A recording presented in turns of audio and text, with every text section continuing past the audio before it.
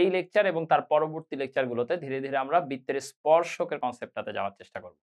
আচ্ছা, কোন একটা সরল রেখা ভাইয়া কখন বৃত্তের স্পর্শক হয়? সোজা বিষয়। একটা সরল রেখা যদি আমাদের কোন একটা বৃত্তকে শুধুমাত্র জাস্ট ছুঁয়ে যায়, তখন ওই সরল রেখাটাকে আমরা বৃত্তের স্পর্শক বলি।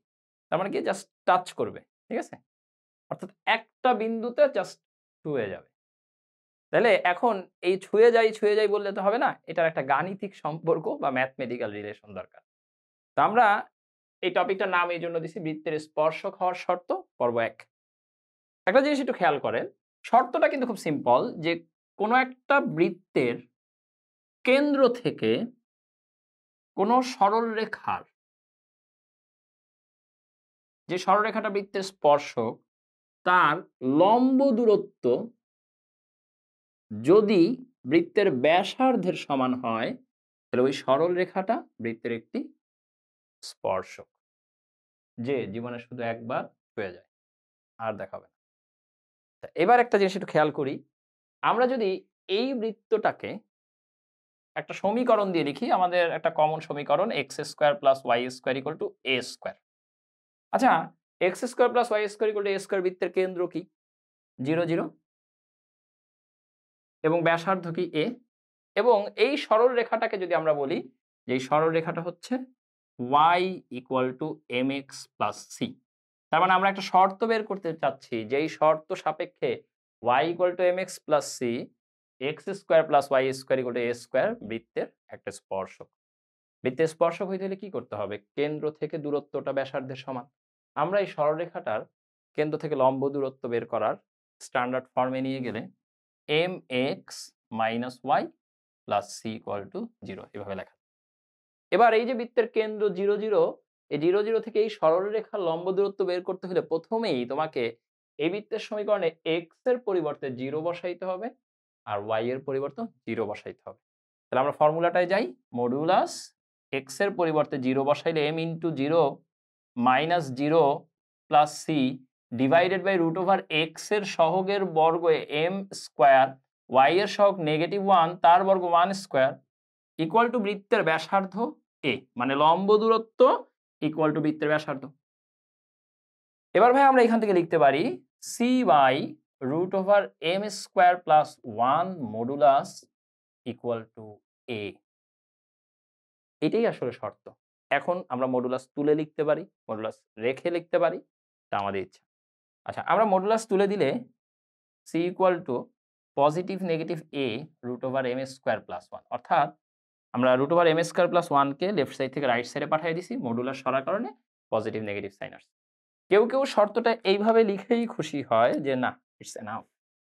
কেউ আবার আরেকটু চেঞ্জ করে লিখে। আসলে আরেকটু চেঞ্জ করে যেটা লিখা আর মডুলাস একই ভার্সন, যে স্কয়ার করে অনেকে লিখে এইভাবে c² =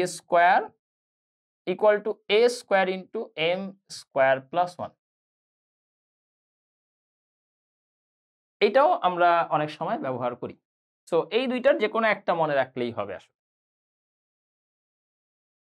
এবারে আমরা সরলরেখা ও বৃত্তের স্পর্শক সংক্রান্ত কিছু গাণিতিক সমস্যা সমাধান করব। তো প্রথম কোশ্চেনটা হচ্ছে x² + y² = a²। বৃত্তের যে সকল স্পর্শক অক্ষদ্বয়ের সাথে a² ক্ষেত্রফল বিশিষ্ট ত্রিভুজ গঠন করে তাদের সমীকরণ নির্ণয় করো। এই ম্যাথটা সলভ করার অনেকগুলো ওয়ে আছে। আমরা এই ম্যাথটা পুরোপুরি জ্যামিতিক ওয়েতে সলভ করব। এছাড়াও তোমরা চাইলে আগের ম্যাথের মতো শর্ত বসায় c = ± a √m² + 1 এই শর্ত দ্বারাও সলভ করতে পারবা। তাহলে প্রথমে আমরা বৃত্তটার একটা চিত্র এঁকে ফেলি।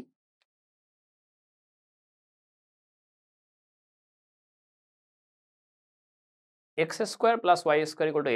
এই বৃত্তের কেন্দ্র যেহেতু মূল বিন্দু, তাই অক্ষদ্বয়ের ছেদবিন্দু এই বিন্দুটাই হচ্ছে কেন্দ্র। এবং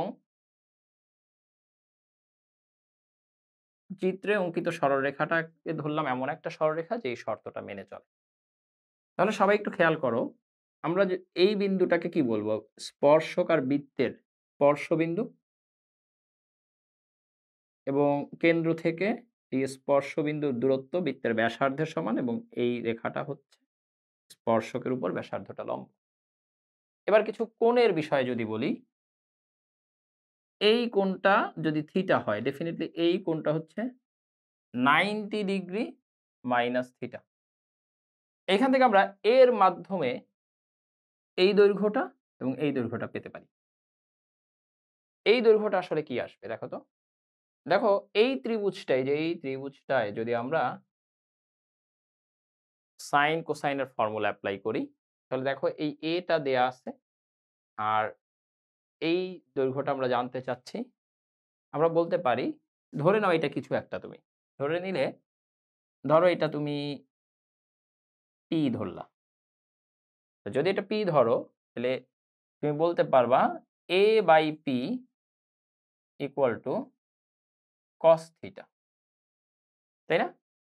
কারণ এই যে এই ত্রিভুজটায় যখন তুমি এই কোণটা নিয়ে কাজ করবে, এটা ভূমি এবং এখান থেকে এই পর্যন্ত এটা হচ্ছে অতিভুজ। এটা ভূমি বাই অতিভুজ ইকুয়াল টু cos থিটা। অথবা p equal to a/cos theta. আর এই পাশের এই দৈর্ঘ্যটাকে যদি আমরা q ধরি, তাহলে একইভাবে আমরা বলতে পারি a/q equal to cos 90 degree minus theta. और a/q equal to sin theta. এই লাইন থেকে তুমি কি লিখতে পারবা? q ইকুয়াল টু sin থিটাকে এই পাশে আনলা, q কে এই পাশে নিলা। a/sin theta. তার মানে আমরা পরে লিখতে পারবো কি? q equal to a/sin theta. তাহলে এখন অক্ষদ্বয়ের সাথে যেই ত্রিভুজটা গঠন করছে, এই ত্রিভুজের ক্ষেত্রফল কি? Half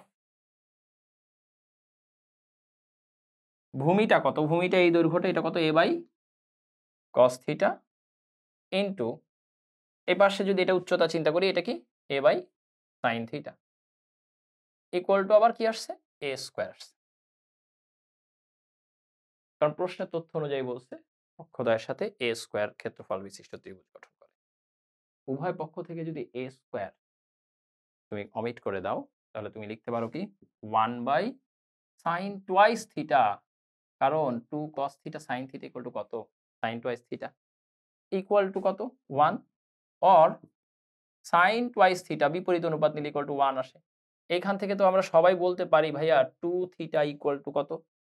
2 theta equal to 90 degree or theta equal to 45 degree. আচ্ছা থিটা 45 হলে p এবং q এর মান বের হয়ে যায় না? p এর মান কত আসে? p এর মান আসে হচ্ছে গিয়ে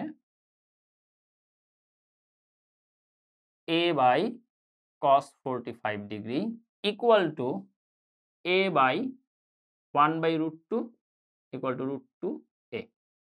একইভাবে q equal to a/sin 45 degree equal to a/1/√2 equal to √2a।